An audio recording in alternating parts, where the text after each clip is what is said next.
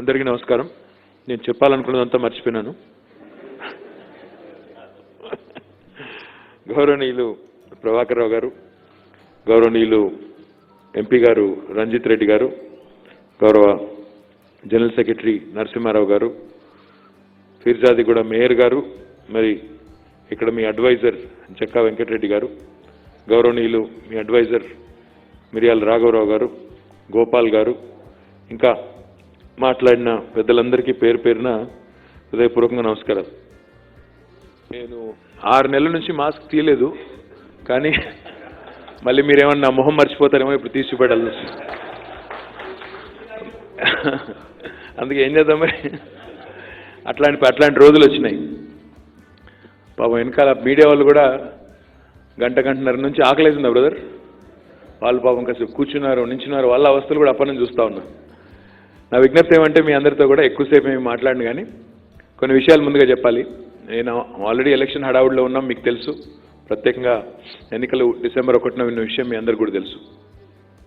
అందులో ఒక ప్రోగ్రెసివ్ గవర్నమెంట్కి, పాజిటివ్ గవర్నమెంట్కి, అభివృద్ధి లక్ష్యంగా పనిచేసే గవర్నమెంట్కి, వేరే ఎజెండా లేకుండా లంచాల జోలికి పోకుండా ఒక జీవో ఇవ్వాలంటే చేయి తడపందే జరగని రోజుల నుంచి ఈరోజు జీవోలు మీరు అడిగిన తడవనే ఇచ్చే గవర్నమెంట్కి మీరు మద్దతు ఇవ్వాలని చెప్పి నేను మనస్ఫూర్తిగా కోరుతాను. ఇది ఒక బహిరంగ వేదిక మీద ఇంత బాహాటంగా చెప్పగలిగే ధైర్యం నాకు తెలిసి వేరే రాష్ట్రాల్లో మంత్రులకు ఉండదు. ఎందుకంటే అక్కడ పరిస్థితులు వేరు, ఇక్కడ పరిస్థితులు వేరు. నాకంటే బాగా మీకు తెలుసు. మేము తప్పు చేయలేదు కాబట్టి మాకు ఆ ధైర్యం ఉంది కాబట్టి మేము ఆ మాట అడగలుగుతాం, ఆ హక్కుతో పనిచేసాం కాబట్టి ఓటు అడుగుతా ఉన్నాం. ఇక ఆ విషయం ఒక్క నిమిషం పక్కకు పెడితే చాలామంది మిత్రులు చాలా చక్కటి సూచనలు చేశారు. రాజారెడ్డి గారు ఆయన ఆపిన ఆగే పరిస్థితి లేకుండే, కానీ ఫైనల్గా ఎవరో ఒకరు ఆపి ఆయన మొత్తానికి ఏమైంది, ఆడియో రావట్లేదా? ఎనీవే వచ్చిన కాడికి తీసుకోండి, ఏదొస్తుంది. రాజారెడ్డి గారు చాలా విలువైన సూచనలు చేశారు, ప్రేమ్ గారు కూడా విలువైన సూచనలు చేసినారు. తర్వాత మిత్రులు శ్రీనివాస్ గారు అనుకుంటా ఆయన కూడా చెప్పారు, రమేష్ చెప్పారు, చాలామంది మిత్రులు, ఒకరిద్దరు కాదు, అందరూ కూడా చాలా విలువైన సూచనలు, చాలా ముఖ్యమైన సూచనలు. ఎందుకంటే గవర్నమెంట్ నడిపే క్రమంలో కొన్ని విధానాలు తెచ్చినప్పుడు, మంచి ఆలోచనలు చేసినప్పుడు శ్రీనివాస్ గారు అనుకుంటాను మాట్లాడుతూ మాట అన్నారు, సాగర మదనంలో ముందు హలాహలం వస్తుంది, తర్వాత అమృతం వస్తుంది అని. వాస్తవం అది. ఎందుకంటే ఏదైనా కొత్త ప్రోగ్రాం కానీ, కొత్త స్కీమ్ కానీ, కొత్త రిఫార్మ్ కానీ తీసుకొచ్చినప్పుడు, ఒక సంస్కరణ తీసుకొచ్చినప్పుడు కొంత టీజింగ్ పెయిన్ ఉంటుంది కొన్ని రోజులు. ఎందుకంటే జనరల్గా మనుషులు ఎవరైనా కూడా, మానవులందరం కూడా వేర్ క్రియేచర్స్ ఆఫ్ హ్యాబిట్. అంటే మార్పును స్వాగతించాం, మార్పును ప్రతిఘటిస్తాం. ఇన్ఫ్యాక్ట్ సీఎం గారు ఎప్పుడు చెప్తుంటారు, even when you SIT in the lap of change people tend to resist change. అంటే మార్పును జనరల్గా సర్వసాధారణంగా అంత ఈజీగా ఆహ్వానించి నెత్తిన పెట్టుకునే పరిస్థితి ఉండదు. ఈ ధరణి కానీ ఇంకోటి కానీ ఎందుకు చేశాం మేము? మాకేమి పొద్దుపోకనా, పని లేకనా? కాదు కదా. సామాన్యుడికి రిజిస్ట్రేషన్లో కానీ, మ్యూటేషన్ ప్రాసెస్లో కానీ లంచం ఇచ్చే బాధ ఉండకూడదు అనే ఏకైక ఎజెండాతో, అది రైతు కానీ, బిల్డర్ కానీ, ప్రజలు కానీ అనే ఏకైక ఎజెండాతోనే ముఖ్యమంత్రి గారు 3 సంవత్సరాలు పనిచేసి ఈ ధరణి అనే స్కీమ్ తెచ్చారు. తెచ్చిన తర్వాత ఈరోజు మీరు ఒక స్లాట్ బుక్ చేసుకుంటే చాలు, డైరెక్ట్గా వెళ్ళి రిజిస్ట్రేషన్, మ్యూటేషన్ ఎవరైనా చేసుకున్నారో లేదో తెలియదు, ప్రారంభమైన తర్వాత హాఫ్ అన్ అవర్లో మొత్తం ప్రాసెస్ అయిపోతుంది. ఎక్కడా చేయి తడిపే అవసరం లేదు. టీఎస్ బీపాస్ కూడా అందుకే తెచ్చుకున్నాం. చేయి తడిపే అవసరం లేకుండా, టౌన్ ప్లానింగ్ వాళ్ళకు డబ్బులు ఇచ్చే అవసరం లేకుండా, మీకు సిస్టమిక్గానే రావాలి, మార్పు రావాలి.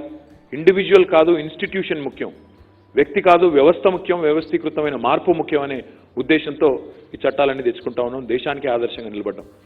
నా విజ్ఞప్తి మీతో ఏమంటే, కొంత తాత్కాలికంగా కొంత ఇబ్బంది ఉండొచ్చు, కొంత అసౌకర్యం ఉండొచ్చు. అందులో చిన్నవాళ్ళు, చిన్న బిల్డర్లు, మధ్యతరగతి బిల్డర్లకు కొంత ఇబ్బంది ఉండదు, డెఫినెట్గా ఎక్కువ ఉంటుంది. పెద్దవాళ్ళంటే తట్టుకొని నిలబడతారు, డబ్బులు ఉంటాయి, వాళ్ళకి లిక్విడిటీ ఉంటుంది. కానీ చిన్న వాళ్ళకి ఇబ్బందులు ఉంటాయి. కాబట్టి ఐ రిక్వెస్ట్ ప్రభాకర్ రావు గారు, డిసెంబర్ 4 తర్వాత 5 కానీ 6 కానీ మీరు ఓకే అంటే అప్పుడు ఒక 5-6 డెలిగేషన్ తీసుకొని రండి. నేను అధికారులను కూడా పిలుస్తాను. పిలిచి చిన్న సమస్యలు ఏవైతున్నాయో చీఫ్ సెక్రటరీ గారిని కూడా పిలిచి మీతో కూర్చోబెట్టి ఆ సమస్యలన్నింటినీ కూడా ఒక్కొక్కటిగా పరిష్కరించే బాధ్యత ఉంది. ఆ విషయంలో ఒకరు ఇసుక విషయం చెప్పారు, ఒకరు మార్ట్గేజ్ విషయం చెప్పారు, ఒకరు ఆక్యుపెన్సీ సర్టిఫికేట్ విషయం చెప్పారు, ఒకరు స్టిల్ట్ విషయం చెప్పారు, హైట్ విషయం చెప్పారు, ఒక 7-8 రకాలు. ఒకవేళ రిజిస్ట్రేషన్ కాకపోతే ఇంకా ఏం చేయొచ్చు అని చెప్పారు. ఒకరు వాయింట్స్ గురించి చెప్పారు. అన్నీ కూడా నేను ఏమంటున్నా అంటే సంబంధిత అధికారులను పిలుస్తాను, 1 గంట 2 గంటలు టైం తీసుకొని సావధానంగా విని ఏ రకంగా పరిష్కారం చేయవచ్చు, ఏ రకంగా చేస్తే మీకు రిలీఫ్ ఉంటుంది. I will get that done. I assure you we've always been there working as a partner. డెఫినెట్గా ఈ విషయంలో కూడా తప్పకుండా పనిచేస్తానని నేను మీకు మాటిస్తా ఉన్నాను.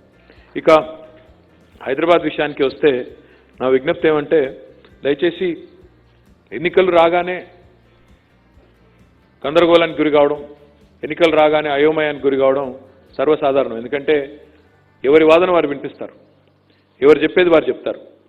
కానీ అన్నీ ఆలోచించి తర్కించి కూర్చొని చర్చించి అన్ని విషయాలు ఆకలింపు చేసుకుని నిర్ణయం తీసుకుంటేనే దానికి అర్థవంతమైన ఒక ఆలోచన ఉంటుంది, అర్థవంతమైన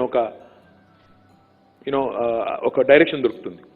నా విజ్ఞప్తి ఏమంటే మీ అందరితో కూడా, హైదరాబాద్లో ఈరోజు ఒక ఎన్నిక వచ్చింది. మరి ఈ ఎన్నికల్లో ఎవరికి ఓటు వేయాలి, ఎందుకు ఓటు వేయాలి, ఎవరెవరు నించున్నారు, దయచేసి మీరు ఆలోచించేయండి. ఇది స్థానిక సంస్థల ఎన్నిక. నిజానికి 150 డివిజన్లు, 150 మంది కార్పొరేటర్ అభ్యర్థులు పోటీ చేసే ఎన్నిక. మరి ఎన్నికల్లో నేను ఈరోజు టీఆర్ఎస్ తరఫున మీరు టీఆర్ఎస్కి ఎందుకు ఓటు వేయాలో విజ్ఞప్తి చేయడానికి నేను వచ్చాను. నేను చెప్పింది నచ్చి, నేను చెప్పింది ఒకవేళ మీకు సబబు అనిపిస్తే మాకు ఓటు వేయండి. లేదు మీరు చెప్పింది తప్పు, మీరు చెప్పిన దానిలో విషయం లేదు అనుకుంటే మీ ఇష్టం. కానీ ఒకటి మాత్రం రిక్వెస్ట్, ఓటు మాత్రం వేయండి. మాకే వేస్తే సంతోషం, నోటాకు వేసినా సంతోషం, కానీ ఓటు అయితే వేయండి. ఎందుకంటే చాలామంది హైదరాబాద్లో ఓటింగ్కే రారు. కూర్చుని ఉపన్యాసాలు దంచమంటే దంచుతారు. వీడు దొంగ, వాడు అవినీతిపరుడు, వీడు అట్లాంటి వాడు, వీడు ఇట్లాంటి వాడు. ఓటేసే టైంలో రాక ఆ తర్వాత తిడితే ఏం లాభం? ఎవరు ఓటింగ్కి పోతే వాళ్ళే ఎన్నుకుంటారు నాయకుడిని, ప్రజాప్రతినిధిని. మీరు రాక తర్వాత ట్విట్టర్లో కూర్చొని, ఫేస్బుక్లో కూర్చొని, వాట్సాప్లలో తిడితే ఏమొస్తుంది? నోటిదిలో తిరగడం తప్ప ఏమి కాదు. నా విజ్ఞప్తి ఏమంటే, దయచేసి ఓటింగ్లో పాల్గొనండి. ముందుగా మీరే కాదు, మీ మిత్రులు, మీరు, మీ బంధువులు, మీ కుటుంబ సభ్యులు దయచేసి ఓటింగ్లో పాల్గొని ఎలాంటి ప్రజాప్రతినిధి కావాలి, ఎలాంటి రిప్రజెంటేటివ్ మనకు కావాలి, ఎలాంటి వ్యవస్థ కావాలి, ఎవరు ఏం చెప్తున్నారు, ఏం చేయగలరు, దయచేసి అది చూడండి. ఇక్కడ హైదరాబాద్ మీద బద్నాం ఉంది, ఓటింగ్కి రారు, 40-42% దాటదు ఓటింగు. పేపర్లు రాస్తున్నాయి రోజు చూడండి. అదే మీరు చూడండి గ్రామాల్లో చూడండి, 80%, 85%, 90% ఓటింగ్ అవుతూ ఉంటుంది. ఎందుకు మన దగ్గర కాదు అంటే, మనకెందుకులే అనే ధోరణి, మనకు అవసరం లేదు అనే ఒక నిర్లక్ష్యం. మంచిది కాదు. ఎందుకంటే ప్రజాస్వామ్యంలో ఈరోజు మన భారతదేశం ప్రపంచంలోనే అతిపెద్ద ప్రజాస్వామ్య దేశం. ఇక్కడ ప్రజలు పాల్గొనకపోతే ఓటింగ్లో ఇంకెవరు పాల్గొంటారు, ఎవరు నిర్ణయిస్తారు? కాబట్టి దయచేసి నా విజ్ఞప్తి, ఈరోజు టీఆర్ఎస్ మీద ప్రేమ ఉంటే, కేసీఆర్ గారు తెచ్చిన విధానాలు నచ్చితే, ఇంట్లో కూర్చొని చప్పట్లు కొడితేనో, ఇంట్లో కూర్చొని అభినందిస్తానో సరిపోదు. బయటికి రావాలి, ఓటు వేయాలి. ఇలాంటి నాయకుడు కొనసాగాలని మీరు ఆశీర్వాదం ఇస్తేనే ప్రభుత్వాలు కొనసాగుతాయి, వ్యవస్థ కొనసాగుతుంది. మేము కూడా రెట్టించిన ఉత్సాహంతో పనిచేసేదానికి ఒక టానిక్ లాగా పనిచేస్తుంది. కాబట్టి దయచేసి టీబీఎఫ్ మెంబర్స్ అందరినీ కూడా నేను కోరేది, తప్పకుండా డిసెంబర్ 1 నాడు బయటికి రండి, ఓటు వేయండి అని ముందుగా విజ్ఞప్తి చేస్తా ఉన్నాం. ఇక తర్వాత ఇంకో 4-5 విషయాలు మీ ముందు చెప్పాలి. ఒకసారి దయచేసి చాలా సందర్భాల్లో ఏం జరుగుతుందంటే, we take things for granted. అంటే ఒక వ్యవస్థ ఒకసారి కుదురుకున్న తర్వాత we tend to start taking things for granted. ఒకసారి మీరు దయచేసి ఎక్కడ ఉన్నాము అనేది గుర్తు చేసుకోండి, ఎక్కడ ఉన్నాము 6 ఏళ్ల కింద అనేది గుర్తు తెచ్చుకోండి. భవిష్యత్తులో ఏం చేయగలుగుతామని నేను చెప్పే దాని మీద కూడా మీరు ఆలోచన చేయండి. ఈరోజు మనం 2020 సంవత్సరంలో ఉన్నాం. ఈ 2020 సంవత్సరంలో ఒక్కసారి వెనక 6 ఏళ్ళు తీసుకుంటే మీరు హైదరాబాద్ ఎంత ప్రశాంతంగా ఉంది ఒకసారి ఆలోచన చేయండి. 6 ఏళ్ల కింద ఎట్లాంటి ఉద్విగ్నభరితమైన వాతావరణం ఉండేదో అది కూడా గుర్తు చేసుకోండి. తెలంగాణ ఏర్పడ్డప్పుడు ఎన్ని ఆలోచనలు, ఎన్ని ఆందోళనలు, ఎంత అనిశ్చితి మనసులో, ఏమైపోతుందో హైదరాబాద్, దీని మీద ఆధారపడ్డ వాళ్ళందరూ ఏమైపోతారో, ఇక్కడ ఎన్ని ఘర్షణలు అవుతాయో, ఎన్ని పంచాయతీలు అవుతాయో, ఏం జరుగుతుందో హైదరాబాద్లో రియల్ ఎస్టేట్. నిజంగా చెప్పాలంటే టీఆర్ఎస్ పార్టీకి చాలా రోజులు రంగారెడ్డి జిల్లాలో పట్టు దొరకలేదు. ఎందుకు?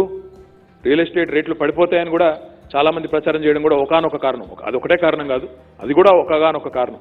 వాస్తవం మీకు తెలుసు, నాకు తెలుసు.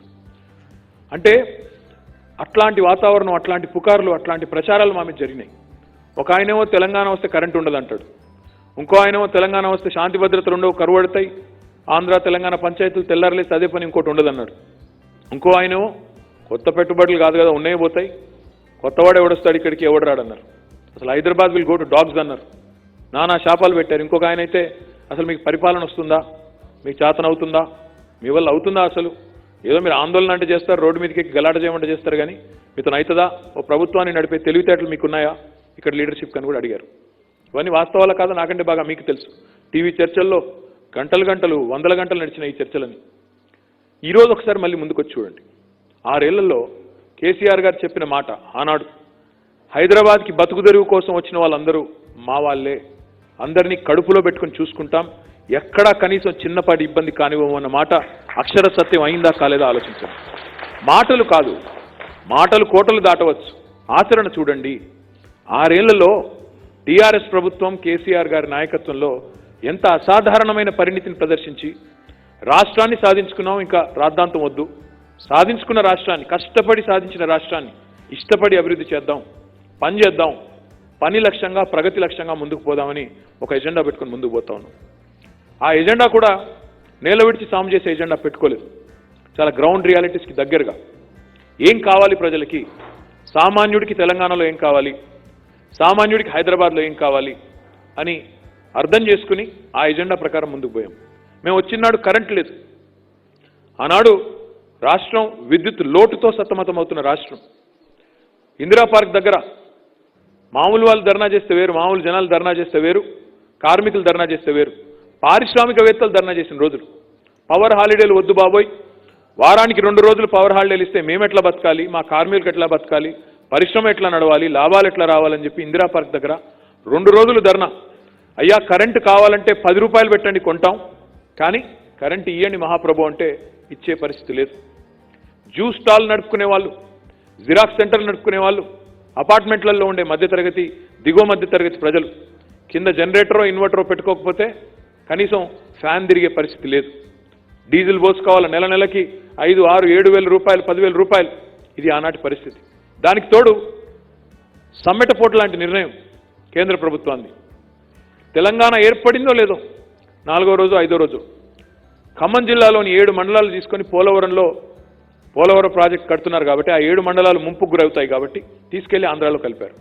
దురదృష్టం ఏమంటే ఆ 7 మండలాల్లోనే ఒక 450 మెగావాట్ల విద్యుత్ ఉత్పత్తి చేసే లోయర్ సీలేరు విద్యుత్ కేంద్రం కూడా అందులోనే పోయింది. అప్పటికే కరెంట్ లేదు, అప్పటికే విద్యుత్ లోటు, మూలిగే నక్క మీద తాటిపండు పడ్డట్టు అది కూడా గుంజుకొని పోయి అందులో కలిపినారు. మొత్తుకున్నాం, గొడవ చేసినాం, తప్పు ఇది అన్నాం, వినిపించుకోలేదు, కనీసం పట్టించుకోలేదు. ఇది ఆనాటి పరిస్థితి. కానీ 6 నెలల్లోనే, అంటే మనసుంటే మార్గం ఉంటుందంటారు పెద్దలు, 6 నెలల్లోనే కరెంటు సమస్యను పూర్తి స్థాయిలో తీర్చడమే కాకుండా, పరిష్కరించడమే కాకుండా ఈరోజు భారతదేశంలోని ఒకే ఒక్క రాష్ట్రం తెలంగాణ. 24 గంటల కరెంటు వ్యవసాయానికి ఉచితంగా ఇస్తూ, పరిశ్రమలకు ఇస్తూ, గృహాలకు కూడా 24 గంటల నాణ్యమైన కరెంటు ఇస్తున్న ఒకే ఒక్క రాష్ట్రం తెలంగాణ అని ధైర్యంగా నేను చెప్తా ఉన్నా. ఇంకొక మాట కూడా చెప్పాలి. ఆనాడు 7,000 పైచిలుకున్న మెగావాట్లను ఈరోజు 16,000 మెగావాట్ల సామర్థ్యానికి పెంచడమే కాకుండా ఆ 16,000 మెగావాట్ల ఉత్పత్తిలో కూడా 45 మెగావాట్లు మాత్రమే ఉన్న సోలార్ ఎనర్జీని 2014లో ఈరోజు 4,500 మెగావాట్లకు తీసుకొచ్చింది కూడా కేసీఆర్ గారి ప్రభుత్వం అనే మాట నేను మీకు గుర్తు చేస్తా ఉన్నా. అంటే రెన్యూవబుల్ ఎనర్జీకి కూడా ఒక పెద్దపీట వేసి, ఎన్వైరన్మెంట్ కన్సర్న్ కూడా చూపెట్టి రెన్యూవబుల్స్ కూడా పెద్దపీట వేసింది కేసీఆర్ గారి ప్రభుత్వం. ఇది కరెంట్ విషయం. కరెంటు వల్ల సరే పరిశ్రమలు ఇవాళ 3 షిఫ్ట్లు నడుస్తున్నాయి, కార్మికులు తినే పరిస్థితి, మూడు పూటల 4 ముద్దలు కడుపులోకి పోయే పరిస్థితి. మన చుట్టూ ఉన్న పారిశ్రామిక వాడలు కలకల్లాడుతున్నాయి, పరిశ్రమలు పెట్టుబడులు వస్తున్నాయి, కరెంటు నాణ్యత ఉంది. కాబట్టి రెండవ ముఖ్యమైన అంశం, ఏ నగరానికైనా ఏ జనావాసానికైనా ఉండవలసింది కనీసం తాగునీరు. తాగునీటి కోసం కూడా హైదరాబాద్లో నీటి యుద్ధాలు చేసే పరిస్థితి. నేను ఇక్కడ పుట్టలేదు హైదరాబాద్, నేను పుట్టింది కరీంనగర్లో, కానీ పెరిగింది హైదరాబాద్లో. 5వ తరగతి నుంచి ఇక్కడే చదువుకున్నాను, డిగ్రీ వరకు ఇక్కడే చదువుకున్నాను. నేను చూసేది, మేము అప్పుడు ఎర్రమంజిల్ కాలనీలో ఉండేది, మేము ఇక్కడే ఇటు పక్కన యువతల. ఈ ఎర్రమంజిల్ కాలనీ నుంచి నేను 135 బస్సు ఉంటుంది, ఆ బస్సులో స్కూల్కి పోయేది. ఆ bus Venkataramana colony, Anand Nagar colony నుంచి ఖైరతాబాద్ మీదుగా హ్యాబిట్స్ దాకా పోతుంది. నేను ప్రతి జనవరి ఫిబ్రవరి వచ్చిందంటే చాలు, ఆ ఖైరతాబాద్ జలమండలి ఆఫీస్ ముందు ఖాళీ కుండలు, ఖాళీ బిందెలు, 100 మంది మహిళలు, గోలగోల, మా బస్సు ఆగిపోవడం, ఇరుక్కొని పోవడం నేనే చూశాను 10 సార్లు. ఎందుకు చెప్తా అయినా ఈ మాట? అసలు హైదరాబాద్లో ఎంత కష్టం ఉండేది నీటి కోసం. కుత్బుల్లాపూర్, ప్రగతి నగర్, ఇక్కడ మిత్రులు ఉన్నారు బిల్డర్స్, 14 రోజులకు ఒకసారి నీళ్ళు వచ్చే దుస్థితి. ట్యాంకర్లు మాత్రమే వాడుకునే పరిస్థితి, లేదా బోర్వెల్ మాత్రమే. ప్రగతి నగర్ వాళ్ళు చెప్పాలా, నిజాంపేట వాళ్ళు చెప్పాలా. అది మాత్రమే కాదు, ఎన్నో ప్రాంతాల్లో హైదరాబాద్లో 7 రోజులకోసారి నీళ్లు, 10 రోజులకోసారి నీళ్లు, ఇట్లాంటి పరిస్థితి నుంచి ఈరోజు కేసీఆర్ గారి పట్టుదల వల్ల, అంటే రైల్వే వాళ్ళు అడ్డం పడ్డారు, ఇంకెవరో అడ్డం పడ్డారు, డిఫెన్స్ వాళ్ళు అడ్డం పడ్డారు, వాళ్ళని పిలిచి కేసీఆర్ గారు చెప్పారు, అవసరమైతే మీ నీళ్లు కట్ చేస్తాను, కరెంటు కూడా కట్ చేస్తాను మీకు ఇవ్వకుండా అని బెదిరిస్తే వాళ్ళు తవ్వకొచ్చి వేగంగా ఆ ప్రాజెక్ట్ పూర్తి చేసి 1 ఇయర్లో ఈరోజు 2,000 కోట్ల రూపాయలతో శివారు ప్రాంతాల తాగునీటి గోస తీర్చి కనీసం ఆల్టర్నేట్ డే వాటర్ సప్లైకి వచ్చాం ఈరోజు. మేమేదో మొత్తం అయిపోయింది అనట్లేదు, ఇంకా 90-95% సమస్య పరిష్కారం అయింది, ఇంకా అక్కడక్కడ ఉంది, మొత్తం అయిపోయింది అని అనట్లేదు, ఇంకా ఉంది. దీంతో పాటు శానిటేషన్ తీసుకోండి. శానిటేషన్లో మేము వచ్చినాడు జిహెచ్ఎంసీ బాధ్యతలు మీరు మాకు అప్పచెప్పినాడు, రోజుకి హైదరాబాద్లో చెత్త 3,500 టన్నులు ఉత్పత్తి అయ్యేది.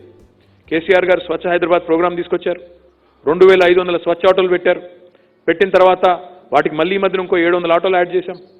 3,500 టన్నుల చెత్త నుంచి ఈరోజు 6,000 టన్నుల చెత్తని రోజు సేకరిస్తున్నాం. చెత్త పెరగలేదు, చెత్త కలెక్ట్ చేసే ఎఫిషియన్సీ పెరిగింది.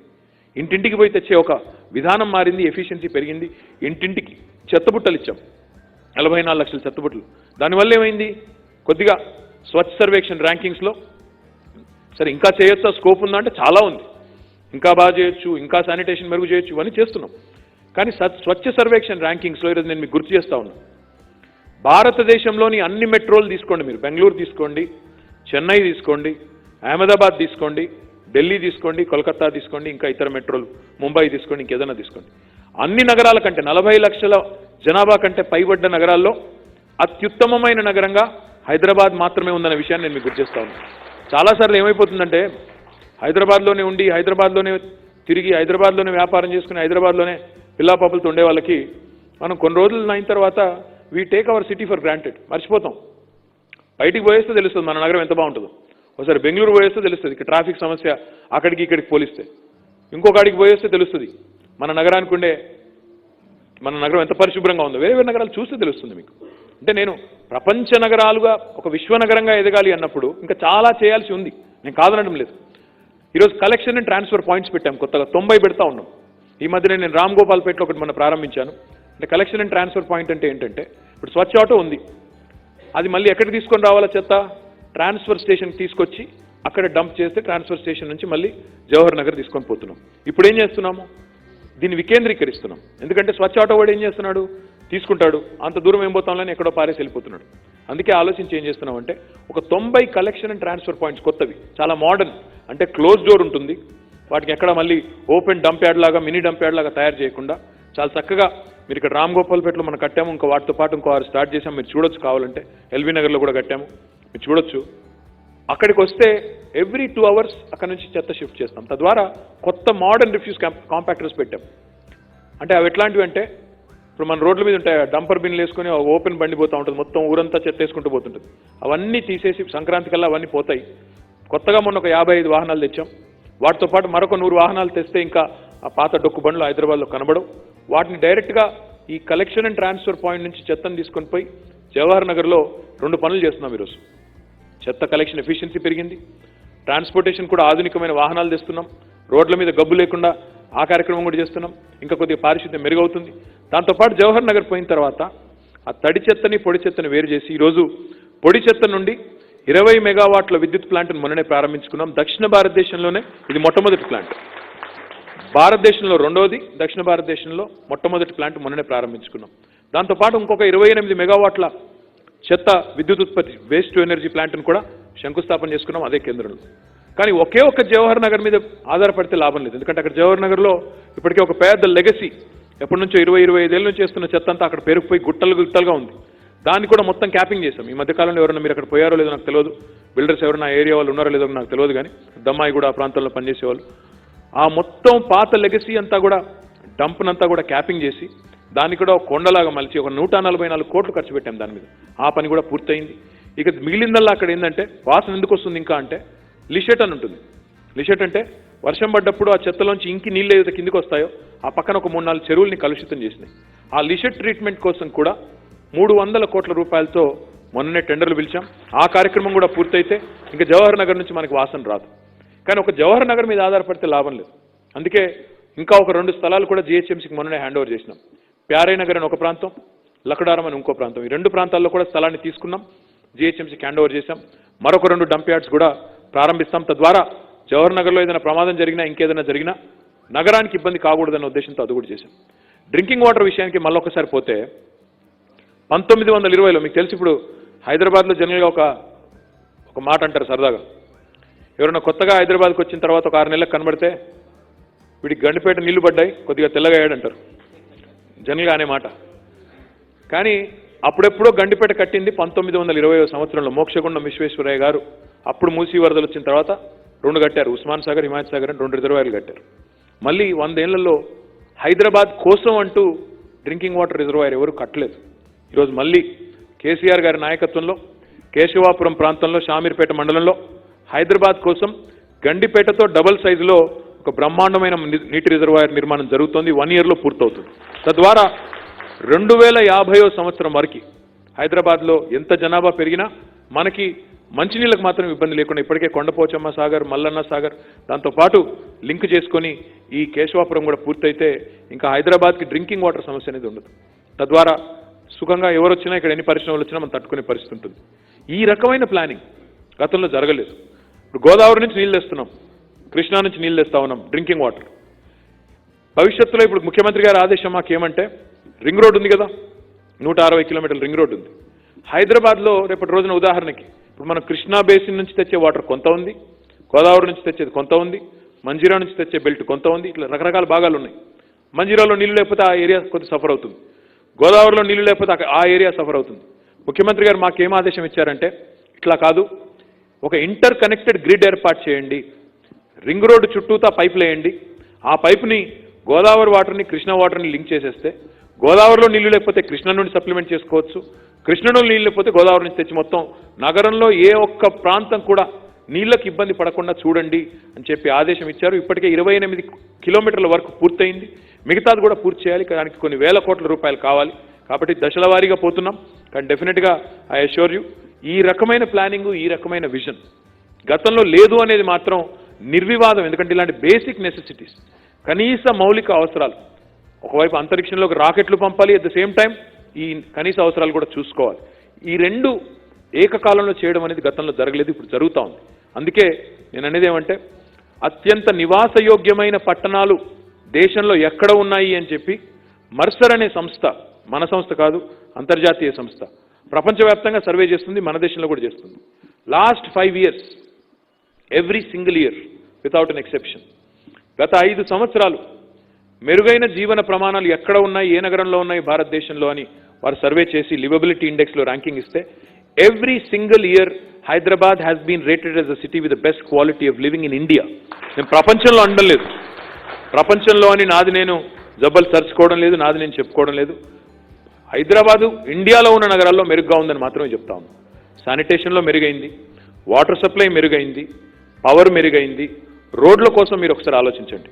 కొత్త రోడ్లు 137 లింక్ రోడ్లు వేస్తూ ఉన్నాం. ఈరోజు ఒక ఓల్డ్ బాంబే హైవేకి రోడ్ నెంబర్ 45కి మధ్యన ఈ మధ్యన నేను ఒక రోడ్ ఇనాగ్రేట్ చేసినాను. ఖాజాగూడ రోడ్డుకి ఓల్డ్ బాంబే హైవేకి ఒక కొత్త రోడ్ ఇనాగ్రేట్ చేసినాం. ఇట్లా మొత్తం 137 లింక్ రోడ్లు కొత్త ఏర్పాటు చేస్తూ ఉన్నాం. ఎందుకు చేస్తూ ఉన్నాం? ప్రధాన రహదారుల మీద లోడ్ తగ్గాలి, లోడ్ డిస్ట్రిబ్యూషన్ జరగాలి, కొత్త జోన్స్ రావాలి, ఎకనామిక్ యాక్టివిటీ కొత్తగా పెరగాలి. ఎంత రహదారులు పెంచితే అంత మంచిదన్న ఉద్దేశంతో లింక్ రోడ్లు 137 చేస్తున్నాం. ఈ దేశంలో ఏ నగరంలో జరగడం లేదు. ఇది వాస్తవం, మీరు కావాలంటే తెలుసుకోవచ్చు. ఎక్కడన్నా ఇంత పెద్ద ప్రోగ్రాం జరుగుతుందో తెలుసుకోండి. వాటితో పాటు ఎక్కడ చూసినా హైదరాబాద్లో ఈరోజు కొత్త ఫ్లైఓవర్లు, అండర్ పాస్లు నిర్మాణం జరుగుతున్న మాట వాస్తవం కాదా? బ్రిడ్జిల నిర్మాణం జరగడం లేదా? కళ్ళకు కనబడే వాళ్ళకి, చూసే వాళ్ళకి డెఫినెట్గా కనబడుతుంది. చూడదలుచుకోకపోతే అది వేరే విషయం. జరుగుతున్న మాట వాస్తవం. దీంతో పాటు ఒక సిస్టమిక్ చేంజ్ కూడా తెచ్చాం. అదేమి అంటే హైదరాబాద్లో రోడ్లు మాటికి ఎందుకు దెబ్బతింటాయి? ఓ రోడ్ వేసిన తర్వాత మళ్ళీ 4 రోజులకి వర్షం పడంగానే లేదా నీళ్లు రాగానే ఎందుకు దెబ్బతినాలి అని చెప్పి కొత్త ప్రోగ్రాం కూడా తీసుకొచ్చాం. సిఆర్ఎంపీ అనే పేరు మీద, కాంప్రిహెన్సివ్ రోడ్ మెయింటెనెన్స్ అనే ప్రోగ్రాం మీద, రోడ్ మెయింటెనెన్స్ ప్రోగ్రామ్ అనే పేరు మీద హైదరాబాద్లోని ప్రధానమైన మెయిన్ రోడ్ ఏదైతే 710 కిలోమీటర్ల రోడ్డు ఉందో ఆ 710 కిలోమీటర్ల ప్రధాన రహదారుల్ని 6 ప్యాకేజీల కింద విభజించి కాంట్రాక్టర్లకు అప్పచెప్పాం. వాళ్ళకి ఏం చెప్పామంటే మీరు వేసిన రోడ్డు నాణ్యత బాగా లేకపోతే 5 ఏళ్ళు మీరే మెయింటైన్ చేయాలి. దాన్ని రోడ్ వేసిన తర్వాత ఆ రోడ్డు నిలవాలంటే మీరు నాణ్యంగా వేయాలి. వేసిన తర్వాత దానిలో గుంతపడ్డా మీదే బాధ్యత. 5 ఏళ్ల పాటు మేము డబ్బులు ఇవ్వం, మీరే మెయింటైన్ చేయాలని చెప్పి వాళ్ళకి అప్పచెప్పాం. ఇది సగం పూర్తయింది. లాక్డౌన్ టైంలో కొంత పని చేశాము, ఆ విషయంలో సీరియస్గా పనిచేశాము. 283 290 కిలోమీటర్లు పూర్తయింది మెయింటెనెన్స్. ఇంకో 400 కిలోమీటర్లు చేయాలి. మీరు చూస్తారు మార్చి కల్లా అది కూడా పూర్తవుతుంది. తద్వారా మెయిన్ రోడ్స్ అయితే పక్కాగా బందోబస్తుగా చేస్తాం. కానీ అల్టిమేట్గా హైదరాబాద్ రోడ్లు బాగుండాలి, గుంత ఉండకూడదు.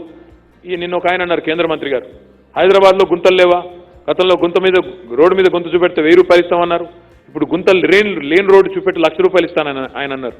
నేనేమంటున్నా అంటే, అయ్యా మంత్రి గారు, మీరు హైదరాబాద్ని అంటున్నారు, ఎద్దేవా చేస్తున్నారు, ఓకే నో ప్రాబ్లం. మీరు మీ బీజేపీ పాలిత రాష్ట్రాల్లో ఏదన్నా ఒక నగరం పోదాం, నీ ఇష్టం, కావాలంటే విమానం ఖర్చులు నేనే పెట్టుకుంటా, నీ ఇష్టం ఉన్న నగరాన్ని తీసుకొని పో. గుంతలు లేని రోడ్డు భారతదేశంలో ఎక్కడుందో ఒకటి చూపెట్టు నాకు. ఎక్కడన్నా ఉంటే నువ్వు 1,00,000 ఇస్తాను కదా, 1,00,000 కాదు నేను 10 లక్షల రూపాయలు ఇస్తాను తీసుకో. నేనేమన్నా అంటే పనిచేసే వాళ్ళని ఎద్దేవా చేయడం, ఎకసెక్కపు మాటలు మాట్లాడడం చాలా ఈజీ. ఏముంది, ఎత్తిపొడుపు మాటలు, పుల్ల విరుపు మాటలు చాలా చాలా ఈజీ. పని చేయడం కష్టం, చేసేవాడిని గేలు చేయడం చాలా ఈజీ. నా విజ్ఞప్తి ఏమంటే మీతో, అల్టిమేట్గా హైదరాబాద్లో రోడ్ల మీద గుంతలు ఉండకూడదు, రోడ్లు బాగుండాలంటే ఒకటే ఒక్క పరిష్కారం ఉంది. నీరు తారు శత్రువులు, డాంబరు వీటి నీరు 2 శత్రువులు. నీరు వచ్చి రోడ్డు మీద నిలబడితే రోడ్డు పోతుంది, కొట్టుకుపోతుంది. మరి అది ఎందుకు అవుతుంది ఆ పరిస్థితి? వర్షం పడితే ఎందుకు రోడ్ల మీద నీళ్లు ఉంటున్నాయంటే, ఒకటి కోర్ సిటీలో అంటే MCH ఏరియాలో మనకి 2 సెంటీమీటర్ల కంటే ఎక్కువ నీళ్లు తీసుకునే పరిస్థితి లేదు. 2 సెంటీమీటర్ల కంటే ఎక్కువ నీళ్ళని తట్టుకునే పరిస్థితి. 2 సెంటీమీటర్లు per day, not per hour. ఒక రోజులో 2 సెంటీమీటర్ల కంటే ఎక్కువ వాన పడితే మళ్ళీ జలమయం అయిపోతాయి రోడ్లన్నీ. అది మనకున్న కెపాసిటీ, సివరేజ్ కెపాసిటీ. దాంతోపాటు రెండోది ఏంటి, ఇప్పుడు మీరు ఎక్కడెక్కడైతే శివారు ప్రాంతాల్లో ఉప్పల్ కానీ మల్కాజ్గిరి ఇదంతా చుట్టూతా రాజేంద్ర నగర్, లింగంపల్లి, కూకట్పల్లి ఉన్నదో, ఎల్బీ నగర్, ఇక్కడ అసలు ఇప్పటివరకు అండర్ గ్రౌండ్ డ్రైనేజీ లేదు. మొన్న మన గవర్నమెంట్ వచ్చిన తర్వాత డ్రింకింగ్ వాటర్ చేశాం మనం 2,000 కోట్లతో. ఇప్పుడు ఏమనుకుంటున్నామంటే పర్ఫెక్ట్గా ఒకవేళ నాలాస్ కానీ, పర్ఫెక్ట్గా స్టామ్ వాటర్ డ్రైన్స్ కానీ, పర్ఫెక్ట్గా సివరేజ్ సిస్టమ్ కానీ ఉంటే అప్పుడే రోడ్లు నిలుస్తాయి తప్ప లేకపోతే మాత్రం కష్టం. 15 నుంచి 20,000 కోట్ల రూపాయలు కావాలి ఇదంతా చేయాలి అంటే. మీరు అడగొచ్చు, మరి 6 ఏళ్ళు ఉన్నారు కదా ఏం చేశారు అని. ఏం చేశామంటే ప్రాధాన్యత క్రమం నిర్మించుకున్నాం. ఎందుకంటే పిండి కొద్దీ రొట్టె, ఒకటేసారి అన్నీ ఎవరు చేయలేరు. మాకు కూడా ఉంటుంది, చూ మంతర్ అనేసి అన్ని రోడ్లు బాగా చేయాలా, తెల్లారి వరకు మీతో శబాష్ అనిపించుకోవాలా, మీతో తిట్లు తినాలి నాకుంటుందా. కాకపోతే చూ మంత్రణంగానే అయిపోదు. అల్లావుద్దీన్ అద్భుత ద్వీపం మేము ఇచ్చిపోలేదు ఆయన దిగిపోయిన కిరణ్ కుమార్ రెడ్డి మాకు ఇచ్చిపోయింది. దాన్ని బాగు చేసే ప్రయత్నం చేస్తున్నాం కానీ చెడగొట్టే ప్రయత్నం ఏం చేయడం లేదు. ప్రాధాన్యత క్రమం నిర్మించుకున్నప్పుడు ఒకటి తర్వాత ఒకటి చేసుకుంటూ వస్తున్నాం. డ్రింకింగ్ వాటర్ అయింది, మన పవర్ అయింది, వాటన్నిటికీ ఖర్చు పెట్టుకున్నాం. ఇరిగేషన్లో బ్రహ్మాండంగా ఖర్చు పెడుతున్నాం. తెలంగాణ ఈరోజు దేశానికి అన్నపూర్ణగా మారింది. ఇవన్నీ చేసుకుంటూ వచ్చే క్రమంలో ఈ నాలాస్ని మనం ఒక హైయెస్ట్ ప్రయారిటీ కింద పెట్టుకోలేదు, అది వాస్తవం. కానీ ఇప్పుడు నేను మీకు చెప్తా ఉన్నాను, మీకు వాటిస్తా ఉన్నాను.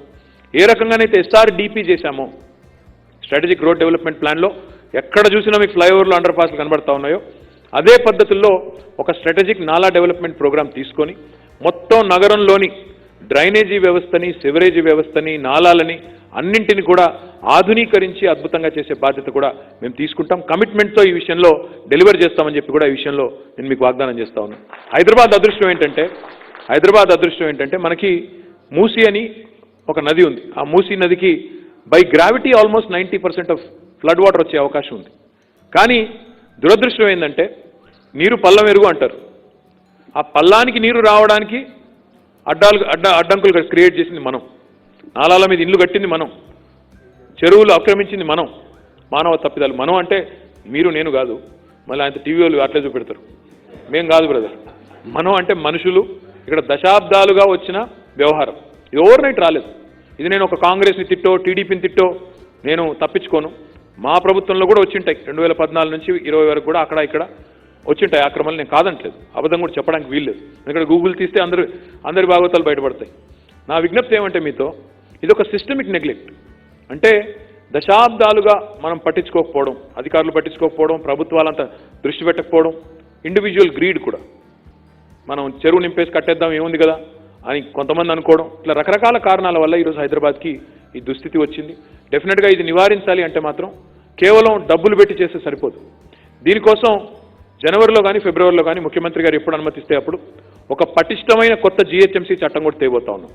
ఆ GHMC చట్టంలో ముందే జడ్జీలందరినీ కలిసి వారికి విజ్ఞప్తి చేసి న్యాయ నిపుణుల్ని కూడా సంప్రదించి ఆ చట్టంలో కొన్ని 2-3 ఇంపార్టెంట్ నిబంధనలు పెట్టాలనుకుంటా ఉన్నాం. నాలాల మీద కానీ చెరువుల మీద కానీ ఎవరైనా నిర్మాణాలు చేస్తే నోటీస్ కూడా ఇచ్చే అవసరం లేకుండా కూల్చే అధికారం ప్రభుత్వానికి కార్పొరేషన్కి ఉండాలి. ఉంటేనే ఈ నగరం బాగుపడుతుంది తప్ప శస్త్రచికిత్స కావాలి. ఇప్పుడు ఇంకా మందులతో నడవదు, టానిక్తో నడవదు, ఇంకా సర్జరీ కావాలి. ఆ సర్జరీ చేయాలంటే దానికి ఒక బేస్ ఉండాలి, లేకపోతే మళ్ళీ వాళ్ళు కోర్టుకు వెళ్ళి స్టే తెచ్చుకుంటారు. అందుకే చట్టమే తేవాలి, ఆ చట్టాన్ని పదునుగా ఎన్ఫోర్స్ చేయాలి. ఇప్పటికే ఒక చీఫ్ ఇంజనీర్ గారి నేతృత్వంలో ఒక టీం కూడా వేసాం, వాళ్ళంతా స్టడీ చేస్తున్నారు. డిసెంబర్ జనవరి కల్లా రిపోర్ట్ సిద్ధంగా ఉంటుంది. ఇప్పటికి మనకు 3 రిపోర్ట్స్ ఉన్నాయి. కిర్లోస్కర్ రిపోర్ట్ ఉంది, వాయింట్స్ ఉంది, జేఎన్టీయూ కమిటీ రిపోర్ట్ ఉంది. ఈ మూడింటిని బేస్గా చేసుకుని ఆ సిఈ గారి ఆధ్వర్యంలో మేము ఇప్పుడు హైదరాబాద్ అంటే కేవలం జిహెచ్ఎంసీ చూడడం లేదు, మొత్తం ఓఆర్ఆర్ లోపల ఉన్నదంతా హైదరాబాద్ అనుకునే పనిచేస్తున్నాం. హైదరాబాద్ అర్బన్ అగ్లామరేషన్ అనే పేరు మీద, హెచ్యూఏ అనే పేరు మీద మొత్తంగా చూస్తున్నాం. షా కన్సల్టెంట్స్ అనే ఒక కమిటీ కూడా వేశాం. వాళ్ళు రిపోర్ట్ ఇచ్చారు. 10 క్యాచ్మెంట్ ఏరియాస్గా హైదరాబాద్ని డివైడ్ చేసి ఏ రకమైన ఫ్లోస్ ఉన్నాయి, వాటర్ ఫ్లోస్, హైడ్రాలజీ ఎట్లా ఉంది చెప్పి దానిలో ఎక్కడెక్కడ బాటిల్ నెక్స్ ఉన్నాయో కూడా వాళ్ళు ఐడెంటిఫై చేశారు. సో దానికి అనుగుణంగా ముందుకు పోతాం. తప్పకుండా నాకైతే విశ్వాసం ఉంది, కేసీఆర్ గారు అనుకుంటే ఏ పనైనా ఖచ్చితంగా జరుగుతుంది. మరి ఆయన గట్టిగా ఈ విషయంలో కూడా పూనుకుంటారన్న విశ్వాసం నాకుంది. తప్పకుండా అందుకే కొత్త జిహెచ్ఎంసీ యాక్ట్, దాంతోపాటు డబ్బులు కూడా కేటాయించి ఈ స్ట్రాటజిక్ నాలా development, strategic water body development అనే కార్యక్రమం తీసుకొని, కానీ ఇక్కడ మీ సహకారం అవసరం పడుతుంది నాకు. మళ్ళీ మీరు వచ్చి నాకు రిప్రజెంటేషన్ ఇచ్చి సార్ వాడు మనవాడు అంటే నేనైతే విన్ను, నేను ముందే చెప్తున్నాను, తర్వాత నన్ను తిట్టొద్దు. ఎందుకంటే ఎక్కడైనా ఉంటాయి, ఇష్యూస్ వస్తాయి, గ్యారంటీ వస్తాయి. అక్కడక్కడ నాలాల మీద ఉండొచ్చు, అక్కడక్కడ ఇంకేదో ఉండొచ్చు. కానీ నా రిక్వెస్ట్ ఏంటంటే హైదరాబాద్ నిజంగా కాపాడుకోవాలంటే, హైదరాబాద్ 10 కాలాలు చల్లగా ఉండాలంటే మాత్రం కొన్ని కఠినమైన నిర్ణయాలు తప్పవు. దానికి మీ సహకారం కూడా కావాలని చెప్పి కూడా నేను కోరుతా ఉన్నాను. ఎందుకంటే మనం తాత్కాలికమైన గ్రీడు, తాత్కాలికమైన ఆవేశం, ఉద్వేగం లేదా ఆశ, దురాశ వీటికి లోబడితే ఈ నగరం నాశనం అయిపోయే ప్రమాదం ఉంది. కాబట్టి దయచేసి ఆ పరిస్థితి మళ్ళీ పునరావృతం కాకుండా చూడాలంటే కొంత కఠినంగా వ్యవహారం చేయాలి. ఆ విషయంలో తప్పకుండా మీకు కోఆపరేషన్ కావాలని కూడా నేను కోరుతా ఉన్నాను. ఇక అన్నిటికీ మించి హైదరాబాద్లో నేను ఇందాక చెప్పినట్టు 6 ఏళ్ల కింద ఒక అశాంతి, ఒక అభద్రత, ఒక ఆందోళన ఇవన్నీ ఉండేది మనసులో. అశాంతి అంటే రోడ్డు మీద లేదు. నేను చిన్నప్పుడు హైదరాబాద్లోనే చదువుకున్నానని చెప్పాను కదా. చిన్నప్పుడు చదువుకున్నప్పుడు ప్రతి సంవత్సరం ఒక వారం రోజులు ఎక్స్ట్రా సెలవులు వచ్చేది మాకు. ఖచ్చితంగా కర్ఫ్యూ ఉండేది. ఏదో లొల్లి ఆడ ఎక్కడో దగ్గర లొల్లి హైదరాబాద్లో, మళ్ళీ మాకు గ్యారంటీ వారం రోజులు కర్ఫ్యూ. మేమందరం ఇళ్లలో హ్యాపీగా, పిల్లలు హాలిడే ఎట్లొస్తే పిల్లలకి హ్యాపీయే కదా, మేము హ్యాపీగా ఉండేది. కానీ ఇవాళ పిల్లలు మమ్మల్ని తిట్టుకుంటా ఉన్నారు, హాలిడేస్ దొరకట్లేదు వాళ్ళకి 6 ఏళ్ల నుంచి. ఇప్పుడు కరోనా వల్ల దొరికిందనుకోండి. 6 ఏళ్ల నుంచి హైదరాబాద్లో అర్ధగంట కాదు, అర నిమిషం కూడా కర్ఫ్యూ పెట్టకుండా దమ్ముతో, ధైర్యంతో ఈ ప్రభుత్వాన్ని ముందుకు తీసుకొని పోయింది కేసీఆర్ గారు. చిన్న టెన్షన్ లేదు హైదరాబాద్లో, ఎక్కడా చిన్నపాటి ఇబ్బంది లేదు, ఇరిటేషన్ లేదు. చక్కగా అన్నదమ్ముల్లాగా అందరూ, కులం లేదు, మతం లేదు, కలిసి ఉన్నాం. మీరు చూశారు ముఖ్యమంత్రి యాటిట్యూడ్ ఏందో మీరు చూశారు. ఇతర రాష్ట్రాల్లో లాక్డౌన్ అప్పుడు కార్మికుల్ని, వేరే రాష్ట్రాల నుంచి వచ్చిన కార్మికుల్ని తొందరగా మా రాష్ట్రం నుంచి వెళ్ళిపోండి అని చెప్పి బస్సులు ఎక్కించి బస్సులో కుక్కి పంపించారు. ఢిల్లీలో ఇంకో చోట, ముంబైలో. మనం ఏం చేశాం? అమానవీయంగా ప్రవర్తించలేదు, అనాగరికంగా ప్రవర్తించలేదు. నువ్వు ఒడిశా వాడివైనా, బెంగాల్ వాడివైనా, బీహార్ వాడివైనా, నువ్వు ఇక్కడ పనిచేస్తున్నప్పుడు మా రాష్ట్ర నిర్మాణంలో నువ్వు భాగస్వామివి. నువ్వు మైగ్రెంట్ వర్కర్ కాదు, guest worker, your partner in my state development అని చెప్పిన ఏకైక ముఖ్యమంత్రి ఈ దేశంలో కేసీఆర్ గారు అనే మాటని మీకు గుర్తు చేస్తాను. అది చెప్పాలంటే మనసు ఉండాలి, ఆలోచన ఉండాలి, అవగాహన ఉండాలి. ఎవరైనా సరే హైదరాబాద్లో ఇక్కడ ఉన్నవాళ్ళు మనవాళ్ళు అని చెప్పి వాళ్ళకు కూడా నెలకి రేషన్ ఫ్రీగా ఇచ్చి, రేషన్ కార్డు లేదు ఇక్కడ, రేషన్ ఫ్రీగా ఇచ్చి 500 రూపాయలు ఖర్చులకు ఇచ్చి వాళ్ళను కూడా కడుపులో పెట్టుకొని చూసుకున్నది తెలంగాణ ప్రభుత్వం. వాళ్ళు కాళ్ళకు బొబ్బలెక్కేలాగా నడుచుకుంటూ పోతుంటే చూడలేక, ఎక్కడెక్కడికో 100 కిలోమీటర్లు పిల్లా పాపను వేసుకొని, పిల్లల్ని సంకలు వేసుకొని, నెత్తులు మూటలు పెట్టుకొని హైవేల మీద ఎండలో నడుచుకొని పోతుంటే చూడలేక 300 శ్రామిక్ రైళ్లు పెట్టి వారి నుంచి ఒక్క పైసా తీసుకోకుండా రిటర్న్ ఛార్జీలు కూడా మనమే ఇచ్చి పంపింది తెలంగాణ ప్రభుత్వం. ఈ దేశంలో ఏకైక ప్రభుత్వం తెలంగాణ. ఇది ఒక మనసున్న ప్రభుత్వం చేయాల్సిన పని. మరి నేనేమంటా ఉన్నా అంటే ఇంకా చాలా చెప్పొచ్చు నేను కావాలంటే. ఎల్ఈడి లైట్లు పెట్టుకున్నాం, 4,70,000 ఎల్ఈడి లైట్లు పెట్టుకున్నాం, 5 లక్షల సీసీ కెమెరాలు పెట్టుకున్నాం. హైదరాబాద్లో ఎందుకు ప్రశాంతత ఉంది? చైన్ స్నాచింగ్లు కూడా ఎందుకు తగ్గినాయంటే భయం. మీరు చూస్తారు పేపర్లలో, ఎక్కడైనా ఏదైనా చిన్న సంఘటన అయితే మళ్ళీ 4 గంటల్లోనే ఛేదించిన పోలీసులు సీసీ కెమెరా ఫుటేజ్ ద్వారా గుర్తించారు, పట్టుకున్నారు, లోపలేశారు, తన్నారు, కేసు పెట్టారు. ఇది మీరు చూస్తూ ఉంటారు పేపర్లో. ఊరికే కాల, ఇది ఓవర్నైట్ కాల. ముఖ్యమంత్రి గారి విజను, డైరెక్షను, దానిలో పోలీసు వాళ్ళు పనిచేయడం వల్ల ఈరోజు ఆ పరిస్థితి ఉంది. దాంతోపాటు ఆకలేస్తే ఈరోజు హైదరాబాద్లో అన్నపూర్ణ భోజనం కార్మికుడు కానీ, ఎవరికి కానీ, పిల్లోడు స్టూడెంట్ ఇక్కడ అమీర్పేటలో ట్రైనింగ్ తీసుకునే పిల్లోడు కానీ, లేదా ఒక కార్మికుడు కానీ, ఎవరికి కానీ ఆకలేస్తే 5 రూపాయలకే బ్రహ్మాండమైన భోజనం. సుస్థి చేస్తే బస్తీ దవాఖానా. ఇట్లా చెప్పుకుంటూ పోతే 1-2 కాదు, బోలెడు కార్యక్రమాలు తెలంగాణ ప్రభుత్వం వచ్చిన తర్వాత జరిగింది.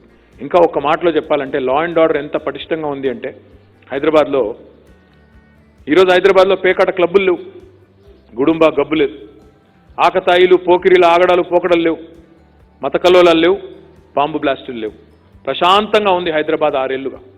మరి ఈరోజు మీ ముందున్న ప్రశ్న ఒకటే, ఇలాంటి హైదరాబాద్ని 6 ఏళ్లలో నేను ఏం చేశానో మొన్ననే ఇదిగో ఈ రిపోర్ట్ విడుదల చేశాను. నేను అనా పైసతో సహా లెక్క చెప్పాను నేను. ఎందుకంటే జవాబుదారితనంతో ప్రభుత్వాలు పనిచేయాలి అంటే ఏం చేశామో చెప్పాల్సిన బాధ్యత మా మీద ఉంది. దయచేసి కాపీస్ అందరికీ ఇవ్వాలని చెప్పి నేను మిత్రులు ప్రభాకర్ రావు గారిని ఇంకా టీబీఎఫ్ మిత్రులను కోరుతా ఉన్నాను.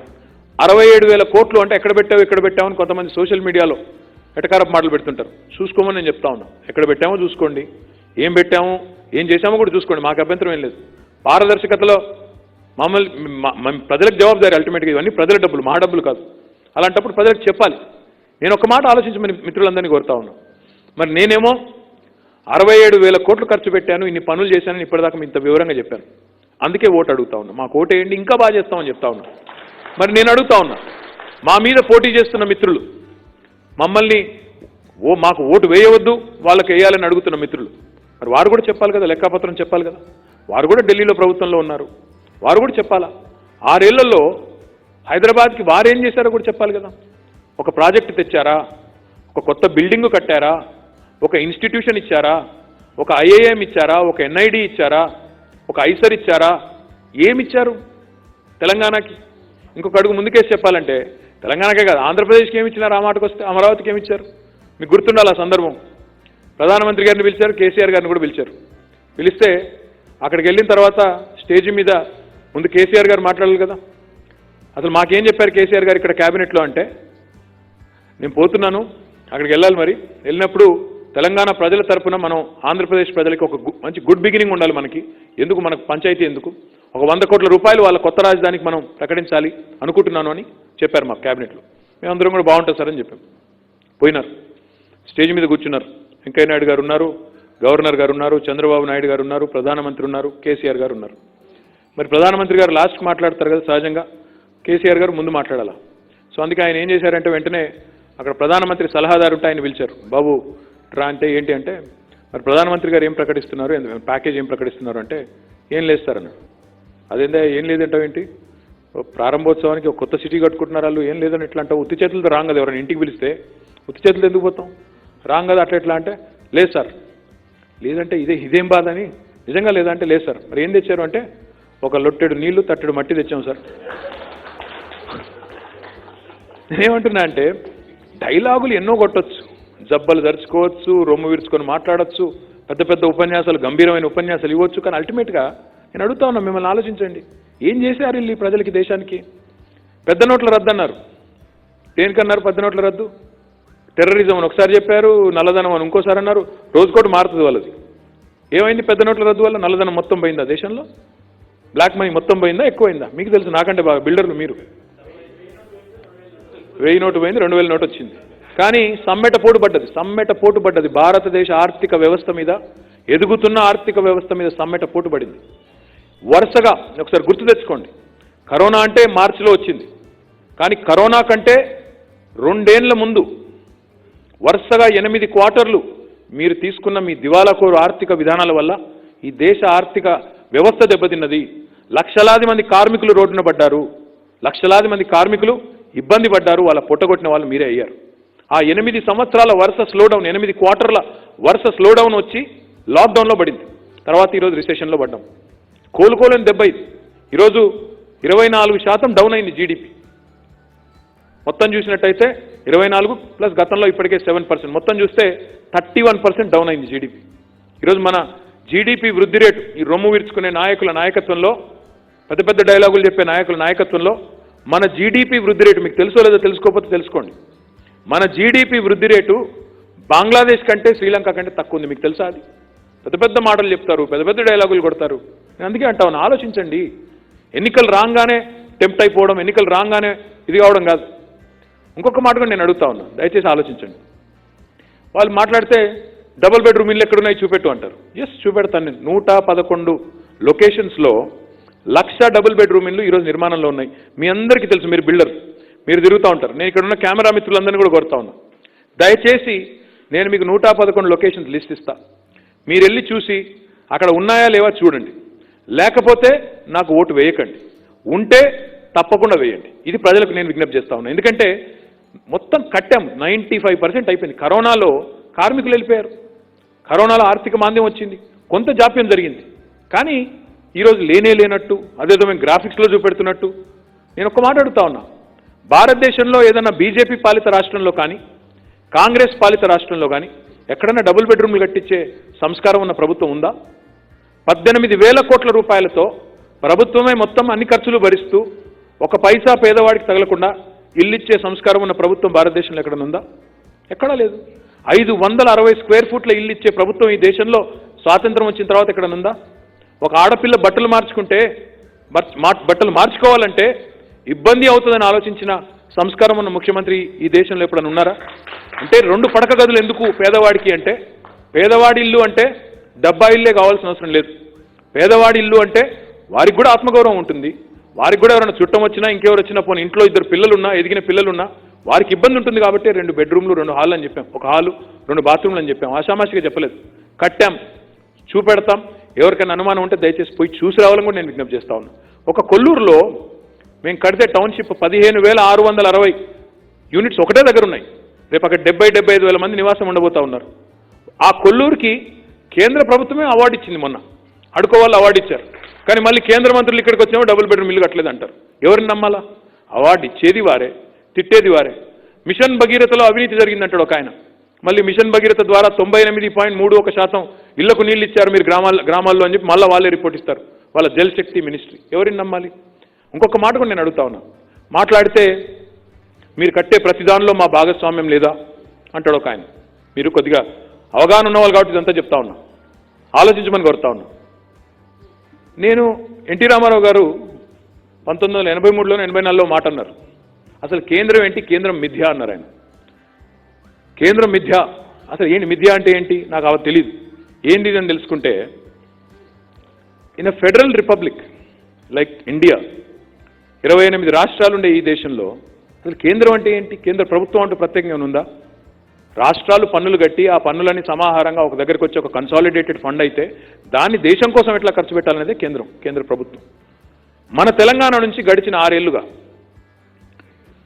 ప్రజలు, మనం కాదు, ప్రజలంతా కూడా కలిసి మనం పప్పు కొన్నా, ఉప్పు కొన్నా, సబ్బు కొన్నా, పేస్ట్ కొన్నా, బ్రష్ కొన్నా పన్నులు కడతాం. ఆ పన్నులన్నీ మనం కట్టింది జీఎస్టీ కానీ, సిఎస్టీ కానీ, ఎక్సైజ్ డ్యూటీ కానీ, ఇన్కమ్ ట్యాక్స్ కానీ గడిచిన 6 ఏళ్లలో మొత్తం తెలంగాణ ప్రజలు కట్టింది కేంద్రానికి 2,72,000 కోట్ల రూపాయలు, 2,72,000 crores. మరి కేంద్రం నుంచి మనకి డెవల్యూషన్ రూపంలో, సెంట్రల్ షేర్ల రూపంలో ఎంత వచ్చింది తెలుసా మీకు? 1,40,000 కోట్ల రూపాయలు మాత్రమే. అంటే రూపాయి పోతే ఆటానా వెనక్కి వచ్చింది. మరి ఎవరికి ఇచ్చినట్లు లెక్క? ఈ మాటకు వస్తే మేము ఇందులో ఇచ్చాము, అందులో ఇచ్చాము డైలాగులు కొట్టే వాళ్ళకి నేను అంటున్నా, ఈరోజు తెలంగాణ ప్రజలు ఈరోజు నీ అహ్మదాబాద్లో వేసే రోడ్లల్లో, ఢిల్లీలో వేసే రోడ్లల్లో, నీ పట్నాలో వేసే రోడ్లల్లో, లక్నోలో వేసే రోడ్లలో మా పైసలు అక్కడ ఉన్నాయి తప్ప మీ పైసలు ఇక్కడ లేవు. ఆ మాట వాస్తవం కాదంటే చెప్పమనండి. నేను నిన్న మాట అంటే కిషన్ రెడ్డి గారిని అడిగారు అక్కడ మీట్ ద ప్రెస్లో, వాళ్ళు ప్రెస్ మిత్రులు అడిగారు, సార్ మరి ఆయన ఇట్లా అంటున్నాడు కదా 2,72,000 కోట్లు కడితే 1,40,000 వచ్చింది అంటున్నాడు కదా అంటే ఆయన అంటాడు ఇది వేర్పాటవాద భావన అంటాడు. ఏం వేర్పాటువాదం అంటే మీరు వచ్చేమో మేము ఇది ఇచ్చాము అది ఇచ్చామని అహంకారంగా మాట్లాడొచ్చు, నేను కొద్దిగా నిజం చెప్తే నీ కోపం. వేర్పాటువాదం నేనేం దేశం నుంచి పోతా అంటలేదు కదా, ఉన్నమాట చెప్తున్నా. నా విజ్ఞప్తి ఏమంటే దయచేసి ఆలోచించండి, ఏం జరిగింది నిజంగా ఈ 6 ఏళ్లలో హైదరాబాద్ కేంద్ర ప్రభుత్వం ఏమన్నా చేసిందా? నాకైతే తెలియదు. సరే నేను అమాయకుడిని, తెలియదు, నాది వేరే పార్టీ, నేను వాళ్ళు చేసింది ఏదో అంగీకరించడానికి నేను సిద్ధంగా లేను అనుకుందాం.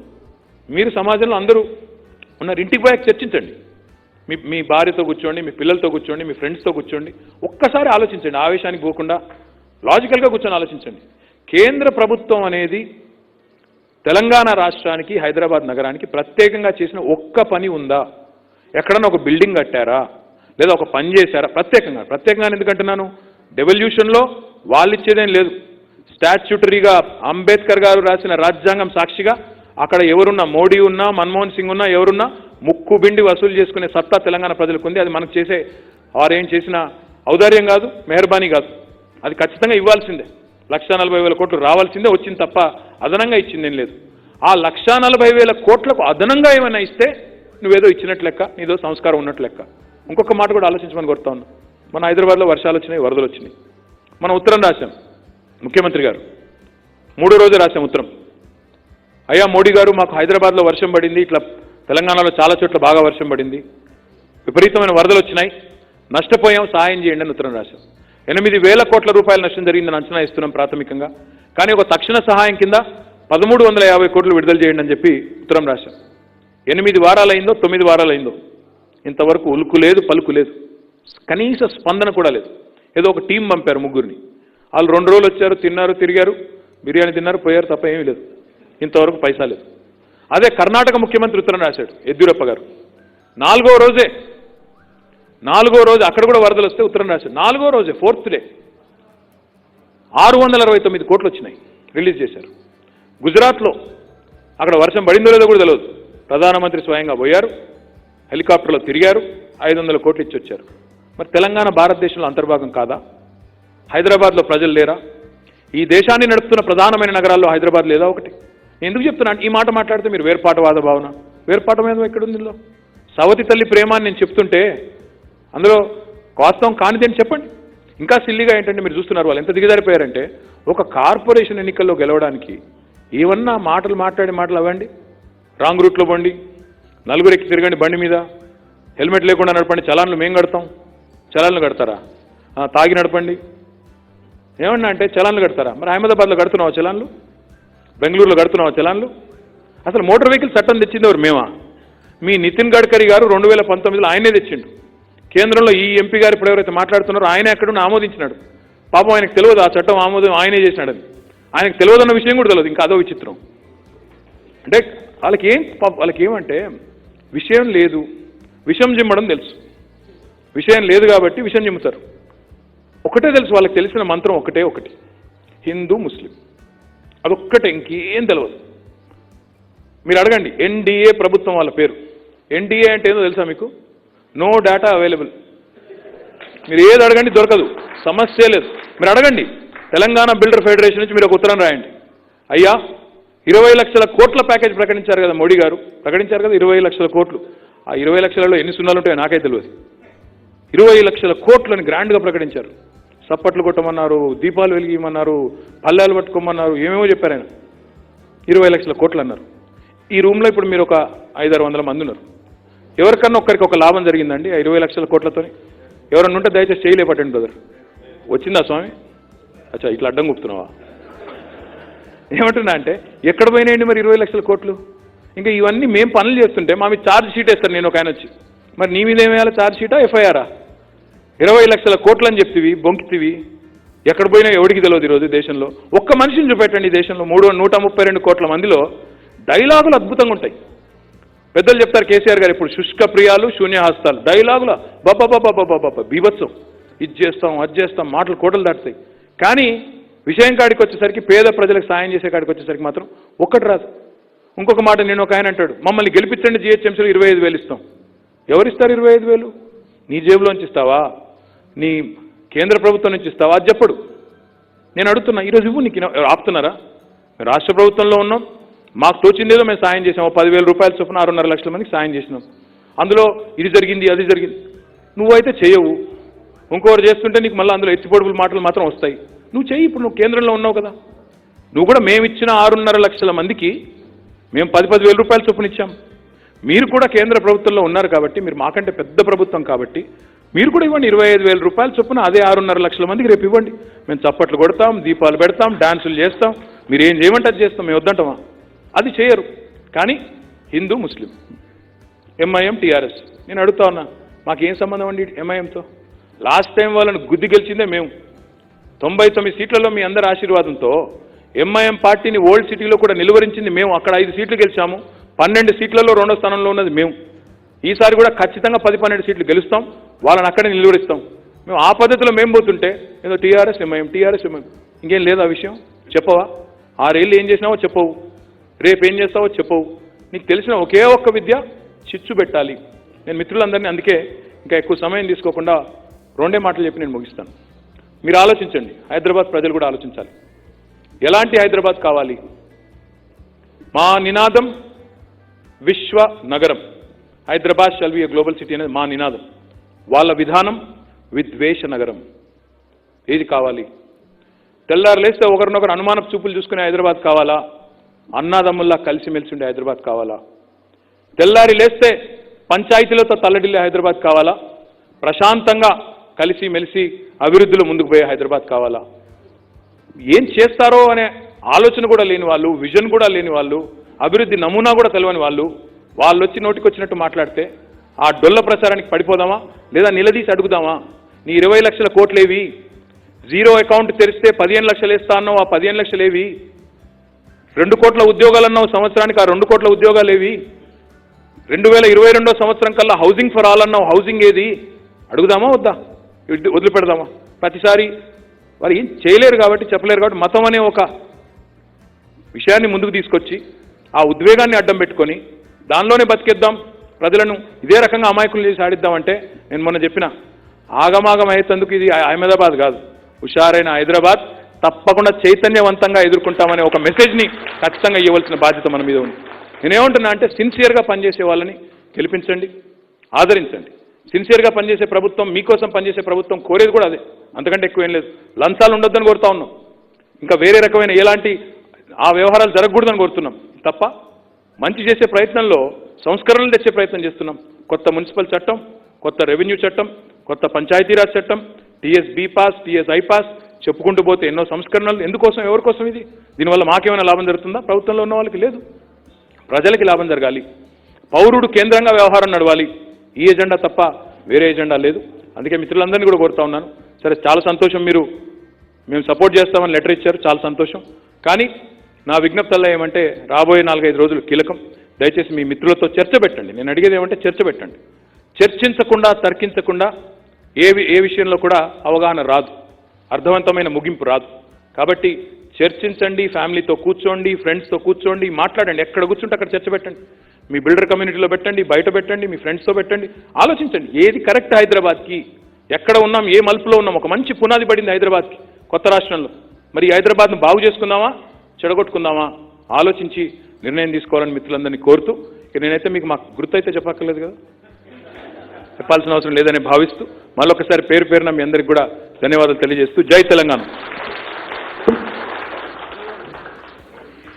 Thank you, sir. Thank you so much for your valuable words.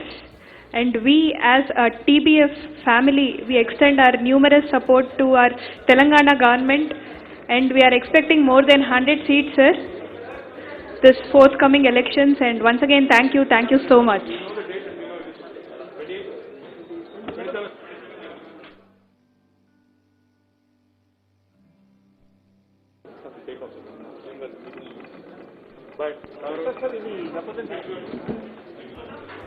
So ఒకసారి గట్టిగా చప్పట్లు అండి మన కేటీఆర్ గారికి ఫర్ హిస్ వాల్యుబుల్ వర్డ్స్.